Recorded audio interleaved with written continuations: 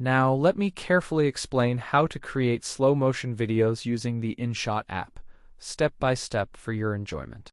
First, we add any video you like or need to your project, ensuring it fits perfectly with your creative vision, as you see here. For instance, I entered the materials section and carefully selected a fun video for myself. Now, let's move to the next step. Next, we can perform a simple action. For example, pressing the speed option to adjust how slow or fast the video plays as shown.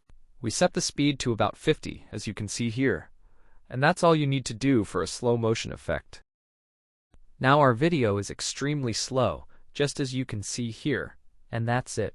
Here, you can set it even slower if you need to achieve a more dramatic effect. Basically, that's all you need to know. You can even set it to a slow speed of 20 if desired. Even if you're unsure, you can easily enter and adjust the settings here to suit your preferences perfectly. Here is an example of a curve. Let's see how it works now. Here, as you can see, we have a slow video playing. After that, it speeds up significantly, and then transitions back to slow again.